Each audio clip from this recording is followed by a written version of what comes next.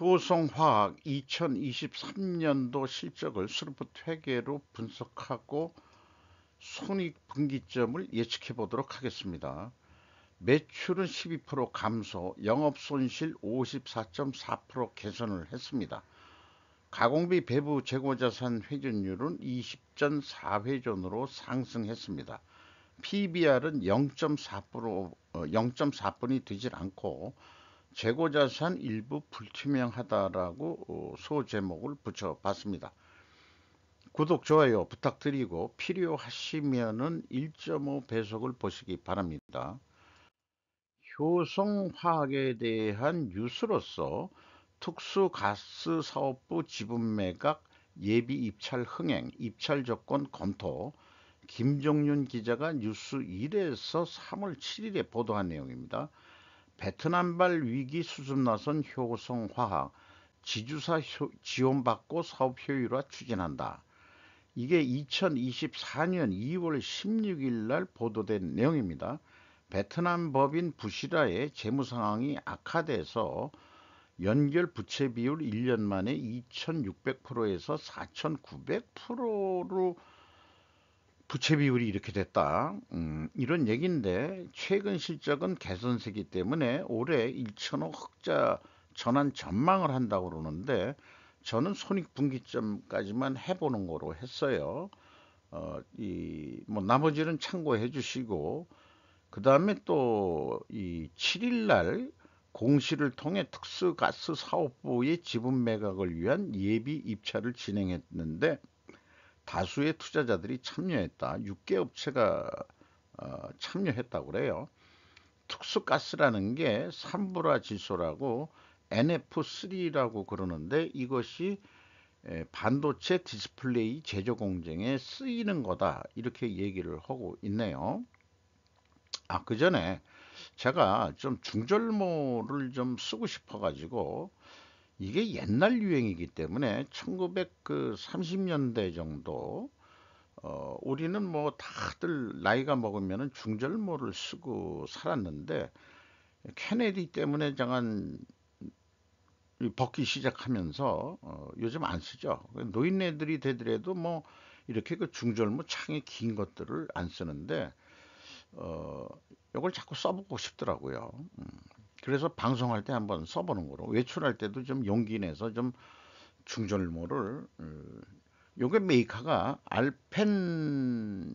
알펜시안가 뭐 알펜키즈인가 그렇습니다. 유럽 오스트리아 가서 사온 거예요. 음, 물 건너 온 거죠. 자, 사이드로 빠져서 죄송합니다만은 매출 스루풋 회계로는 매출에 비례하는 매출 재료비는 어, 그, 이게 원가 회계부터 말씀을 참 드리죠. 매출이 2조 원대인데 12% 감소했고요. 가공비 배부 재고 자산은 33.7%로 매우 크게 감소를 했습니다. 스루프 관점에서는 효과적으로 잘했다 이렇게 얘기를 할 수 있는 건데 원가 회계는 영업이익이 더 감소하게 돼 있어요. 매출 원가가 13.7% 감소했으니까 매출 원가가 좀 내려갔다고도 볼 수 있겠죠. 그래서 매출 총이익이 이 흑자로 돌아섰습니다. 전환 매출 총이익이 484%고요. 판매 관리비가 2% 증가했습니다. 그 결과 영업 손실은 665억 원으로서 전년도 1043억 원보다 36.2%를 개선을 했습니다. 영업이익률도 마이너스 3.3%로서 전년도보다 1.3%를 개선했어요. 그러면 스루프 회계의 분석 결과는 매출에 비례하는 매출 재료비는 1조 3,319억 원대로서 15.2%가 감소했고 이 차이 3.2% 마이너스는 원재료 가격이 하락했다라고 1차 추론을 할 수 있겠습니다. 수르픈율은 2.5% 상승했고요. 운영 경비를 11.6% 감소시켰습니다. 그 결과 TOE 생산성은 0.93으로서 전년보다 0.06포인트가 상승했습니다. 스루풋 영업 손실은 504억 원으로서 원가 회익의 영업 손실보다는 162억 원이 더 번 입장입니다. 이것은 가공비 배부 재고 자산이 감소했기 때문입니다. 재고자산 내역을 보면은 WCAI 상품 제품 반제품이 495억 원이 감소했어요. 여기에 가공비율을 곱한 게 차이액이 되겠습니다. 전체 재고도 521억 원이 감소를 했습니다. 비용의 성격적 분류 내용을 회사는 ABC 표준식으로 작성을 했습니다. A 재고자산 재고 및 반제품의 변동이라고 구체적으로 표현을 했어요. 그리고 원재료 사용액, 그 다음에 상품의 판매 이렇게 해서 A, B, C를 더한 것이 MC 매출원가 재료비로서 13.9%가 감소했어요. C 상품의 판매액 표기이면은 A 재고자산의 변동 범위의 상품은 제외된다. 왜냐하면 이것도 설명하면 1시간 강의의 강의 분량이 되겠습니다. 이런 거는 이제 그 사적으로 좀 뭐 후학들한테 좀 해본 적이 있어요. 이걸 다 하려 그러면 3시까지 해가지고 좀 시간이 너무 오래 걸려서 이런 것은 좀 그렇게 그냥 알고만 계십시오라고 얘기할 수밖에 없겠네요. 운영 경비가 11.6% 감소했습니다. 그래서 이 운영 경비에서 판매 관리비를 뺀 것이 공장 가공비가 되겠는데 이게 13.4% 금액으로 감소했지만은 총 제조 비용에 비해서는 1.2%가 상승했어요. 그리고 그러면은 재료 비율이 1.2% 하락했다는 얘기는 여기에서도 원재료 가격이 하락했다라고 2차 추론을 해볼 수 있겠습니다. 그리고 참고적으로 A의 금액이 플러스 표기이면은 재고가 감소했다는 의미예요. 506억 원이 감소했다는 얘기가 되겠습니다. 그래서 이것을 그 해보면은 WCA는 그 스루풋이 상품까지 포함하고 있는 금액으로 하고 있는 거고 효성 화학은 상품은 빼고 하고 있거든요. 그래서 그 차이액은 바로 상품의 증감액하고 일치를 합니다. 그러니까 1단계에서 회계 재고자산 회계 투명성은 검증이 된다. 그리고 2단계에서도 차이액이 1단계 차이하고 갭과 일치하므로 이것이 이제 상품의 증감액이라는 것을 인식을 했으니까 이것도 투명한 거다. 이렇게 말씀드릴 수 있겠고요. 문제는 현금 흐름표에서 나타납니다. 현금이 566억 원 현금식으로 읽어보면은 들어왔다면은 재고가 566억 원이 감소를 해야 되는데 재고가 521억 원뿐이 감소를 안 했어요. 그러면은 45억 원이라는 돈이 어디 하늘에서 굴러 떨어졌느냐? 물어보니까 재고자산 평가 손실 환입액이요. 어, 그거를 가감해 줘도 20억의 차이가 있다. 작년도에는 32억 차이가 있다. 이런 얘기예요. 작년 거를 현금식으로 읽어보면은 현금이 397억 원이 나갔으면은 재고가 397억 원이 증가해야 되는데 305억 원뿐이 증가를 안 했다. 그러면 92억 원의 현금을 어디다가 횡령했느냐라고 물어보면은 그거이 아니고 재고자산 평가손실 금액이 120억 원이야. 그래도 32억 차이가 나지 않냐? 뭘 어떻게 재고 관리를 하는 거냐? 라고 내부적으로 따지면 이게 어떻게 회계법인한테 패스가 됐는지 모르겠어요. 현금 흐름표 기준 전체 재고 자산의 증감액은 검증되지 않는다. 갭을 합리적으로 추적할 단서는 찾지 못했어요. 2021년도가 일치하므로 일은 단지 단수 차이란 말이죠. 그러니까 2년간 분명 여기 뭔가 오류가 있는데 그것이 뭔지는 모르겠다. 이런 얘기가 되겠습니다. 운영 경비에서 인건비가 1,055억 원이 집행이 돼서 이 전년보다 3.5%가 감소했어요.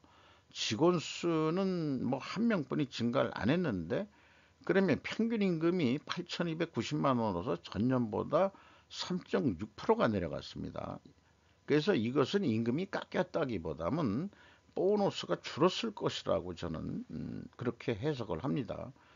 전력비가 25.6%, 그 효성 화학의 어떤 공정이 전력료가 많이 들어가는 것 같습니다. 그리고 이 부피가 많아서 그런지 수출비가 꽤 많이 들어가는데, 그래도 좀 줄긴 줄었네요. 45.6%나 감소를 해서 그 손실 개선에 좀 도움이 됐던 것 같습니다. 경영평가 지표로서 가공비 배부 재고자산 회전율이 20.4회전으로 전년보다 4.72회전이 상승했고요. 스루픈율도 상승했습니다. 이렇게 동일 방향이면은 투명회계 가정을 합니다. 요거는 뭐 현금 재무지표에서 얘기해도 되지만은 압축해서 얘기할 때 이자 부채 레버리지율이 그 2년 연속, 여기서 51%, 2021년은 빼더라도 50%가 넘어버리면 채권은행으로부터 경영권을 빼앗기게 되어 있습니다. 그러니까 돈을 갖기 위해서라도 아마 그 특수가스 사업부가 자기 그 효성 화학의 자발적인 의지라기보다는 채권은행이 당신네들 또 못 믿겠어, 갚어, 그러니까 갚을 돈이 없으니까 잘 나가는 특수가스 사업부를 매각을 해서라도 돈을 갚아라라고 요구를 하는 거예요. 62% 정도 가지고 있으면은 주인이 누구냐 그러면 주인이 채권은행이 주인이 됐으니까 주인 말씀을 들어야죠. 그러니까 50%가 기준인데 10%나 더 가지고 있잖아요. 그러면 은행이 팔어. 그러면 팔을 수밖에 없는 거예요. 그렇게 이해가 됩니다. 그리고 주식주사 효선으로부터 수요를 받았다고는 하나 2023년 말까지 줄어든 게 4%뿐이 줄이질 못했어요. 근데 올해 아까 그 뉴스를 보면은 1,000억 정도의 신종 자본증권을 또 발행한다고 되어 있는데, 신종 자본증권이 잘 팔렸는지 1분기 께 좀 나와봐야 될 것 같습니다. 그래서 그 투명회계 가정을 하는데 원재료 가격이 하락하고 판매 가격은 상승했어야 됩니다. 그리고 필연적으로 존재할 다른 증거, 투명 증거 수량으로 해서라도 회전율이 올라야 된다는 걸 보여줘야 됩니다. 그래서 원재료 가격이 하락했느냐? 하락했군요. 단순 평균으로 16.8%인데, 요거가 사실 정확하게 하려면 가중 평균을 해야 되는데, 매입액을 요 원재료대로 이렇게 그 매입 금액을 또 공시를 해줬어요. 참 친절한 금자씨가 됐습니다. 효성 화학이. 그래서 이것을 가중 평균을 때리는 거예요. 이 단순 평균에 의한 마이너스 16.7%에서 매입 비중을 곱하면은 가중 평균으로는 10.1% 내려갔다는 얘기가 되죠. 그래서 그걸 다 더한 게 16.5%가 원재료 가격이 하락했다, 이렇게 되는데, 제가 이것은 그 뭐 학교에서 배운 것도 아니고 직장 다니면서 영업을 조금 해본 적이 있었어요. 뭐 장기간은 안 해봤지만은 뭐 뭔가 계획하고 뭐 이렇게 했을 때 이것을 끙끙거려서 머리를 해봤는데, 대학을 나오고도 실무에서 가중 평균 개념을 모르는 경우가 허다해 가지고, 야 네가 해봐 그래 가지고 제가 해냈죠. 이렇게 뭐 차이는 크게 없습니다만은 정확히 하려 그러면 가중 평균으로 해야 됩니다. 전체 흐름을 보고자 할 때는. 그리고 판매 가격은 이게 제품별로 매출액이 없어가지고 그냥 단순 평균했는데, 판매 가격이 상승했을 거라고 보는데 거꾸로 26.4%나 내려갔어요.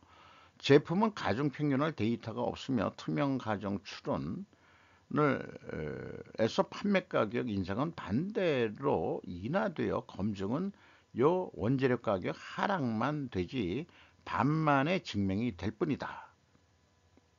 이렇게 좀 말씀드릴 수 있겠습니다. 원가 회계 패러다임으로 손익분기점 매출액, 그러니까 계획을 할 때 영업이익을 제로로 만들어 가지고 추적을 역으로 해보는 거예요. 그러면 2조 3,490억 정도 할 것 같다.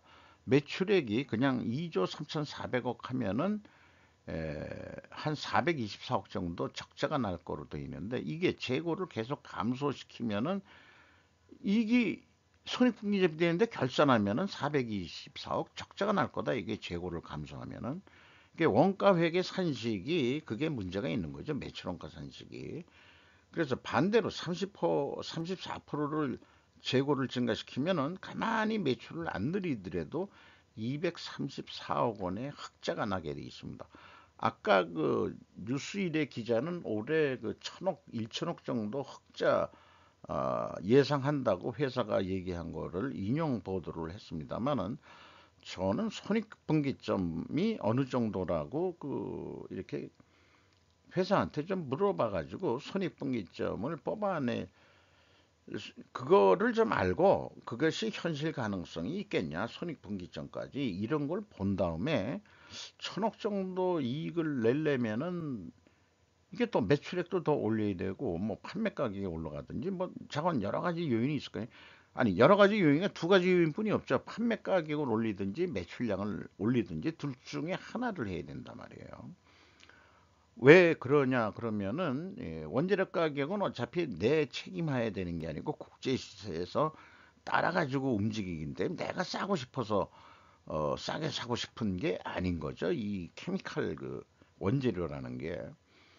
때문에 영업에서 책임지고 어떤 평가를 해야 될 것은 매출 수량을 얼마나 늘렸냐, 판매 단가를 어떻게 높게 받을 수 있느냐, 이런 게 이제 영업의 평가 지표로 가야 되겠죠. 그렇게 생각이 들어갑니다. 스루풋 관점으로는 손익분기점을 그 2조 3,700억 정도로 봤어요. 어, 뭐 계획은 뭐 마이너스 9억 9,700이면은 뭐 이 정도 선이면 손익분기점 아니겠느냐. 그러면은 이가 깎였다면은 한 50억 적자가 나니까 흑자로 돌아서는 방법은 뭐냐? 그러면은 재고 회전율을 17.9%, 18% 업할 수 있느냐? 이 정도 두 자리 수치 이상으로 회전율을 올리려고 그러면 사실 경영혁신을 해야 돼요. 이게 장치 산업이기 때문에 그 공정으로 해가지고 아까도 보지만 제공품은 없는 기업입니다. 쉽지는 않겠지만은 그 생산과 영업이 잘 조율을 해가지고 24회전을 할 수 있다면은, 이것은 실제 매출이 2조 7,900억을 한다는 게 아니고 매출 증가 효과가 난다. 저는 이렇게 말씀드릴 수 있겠어요. 그러면은 1,380억까지 이익을 낼 수 있다. 결론은 재고 회전율을 올려라 라고 말씀드릴 수 있겠습니다. 그래서 이런 그 손익분기점 예측도 그 재고가 아까 34% 감소했으면은 스루풋 이익이 더 나게 돼 있고 확인이 됐죠. 그리고 판매가는 원가 회계보다 아까 높게 나오게 되어 있습니다. 맞나요? 잠깐 헷갈리는데. 에, 근데 손익분기점만 볼 때는 좀 틀릴 수도 있어요. 어, 그것은 참고하시기 바랍니다. 현금 재무지표로 캐펙스 3,105억 원의 투자가 있었습니다.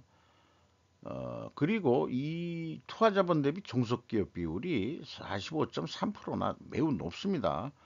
그러니까 그 투자 자본 중에서 거의 뭐 50% 정도는 종속기업에 투자가 돼 있고, 자기네들이 돌리는 그 자기 자본 투자 자본 비율은 얼마 안 된다는 얘기죠.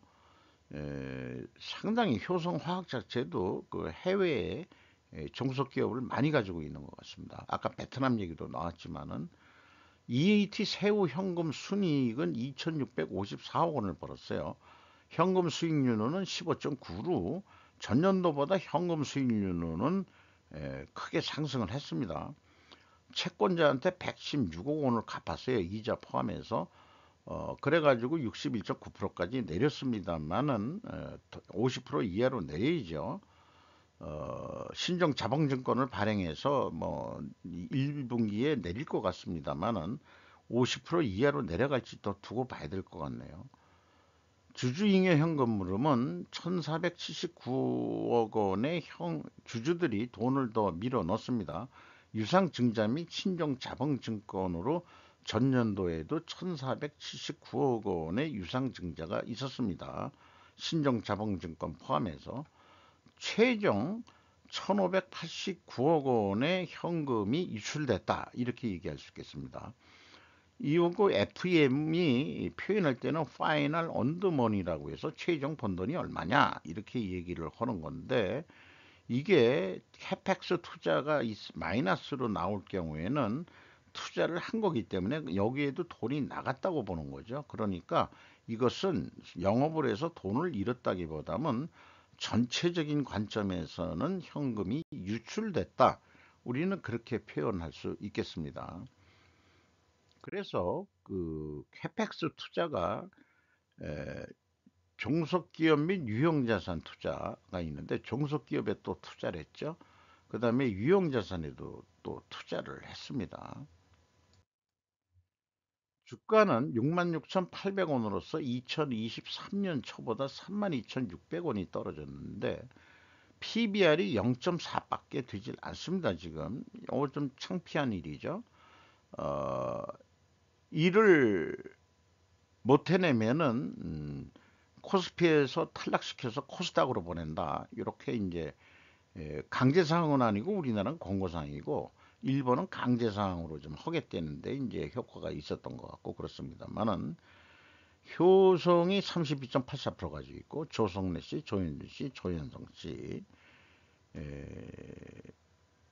이게 다 형제들인가요?